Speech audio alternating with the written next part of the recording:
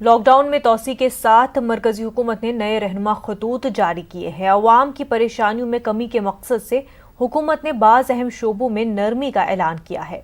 وزارت داخلہ کی گائیڈ لائنز کے مطابق 20 اپریل کے بعد زرعی، I T, print, electronic media, e commerce, hotel, lodge, banking سرگرمیوں اور بین ریاستی ٹرانسپورٹ کی اجازت دی جائے گی۔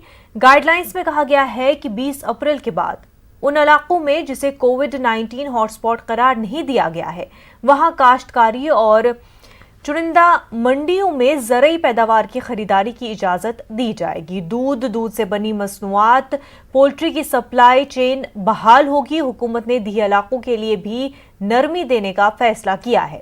دیہی علاقوں میں فوڈ پروسیسنگ انڈسٹری سمیت دیگر صنعتی وہاں سڑکوں کی تعمیر، آبپاشی پروجیکٹس کی اجازت رہے گی۔ منریگا کے سبھی کاموں کو بھی اجازت دے دی گئی ہے۔ اس کے علاوہ ضروری سامان کی آمد و رفت بھی بحال ہوگی۔ لاک ڈاؤن کے دوران تمام پبلک ٹرانسپورٹ بند رہیں گے، جن میں روڈ، ریل اور فضائی خدمات شامل ہیں۔ تمام تعلیمی ادارے، cinema hall, shopping mall, sports complex بند رہیں گے۔ مذہبی اجتماعات پر بھی پابندی رہے گی۔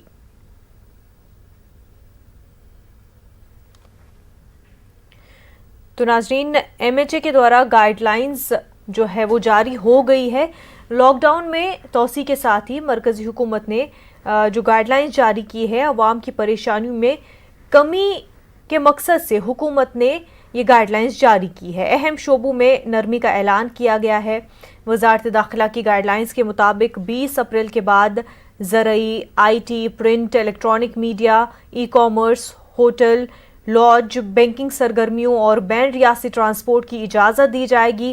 وہیں گائیڈ لائنز میں کہا گیا ہے کہ 20 اپریل کے بعد ان علاقوں میں جہاں کووڈ-19 ہاٹ اسپاٹ قرار نہیں دیا گیا ہے وہاں کاشتکاری اور چنندہ منڈیوں میں زرعی پیداوار کی خریداری کی اجازت دی جائے گی۔ دودھ سے بنی ہوئی مصنوعات، پولٹری کی سپلائی چین بحال کر دی جائے گی۔ حکومت نے دیہی علاقوں کے لیے بھی نرمی دینے کا فیصلہ کیا ہے۔ دیہی علاقوں میں فوڈ پروسیسنگ انڈسٹری سمیت دیگر صنعتیں وہاں سڑکوں کی تعمیر، آبپاشی پروجیکٹس کی اجازت رہے گی۔ آپ کو بتا دیں کہ منریگا کے سبھی کاموں کو اجازت دی گئی ہے۔ اس کے علاوہ ضروری سامان کی آمد و رفت بھی بحال ہوگی۔ لاک ڈاؤن کے دوران تمام پبلک ٹرانسپورٹ بند رہیں گے۔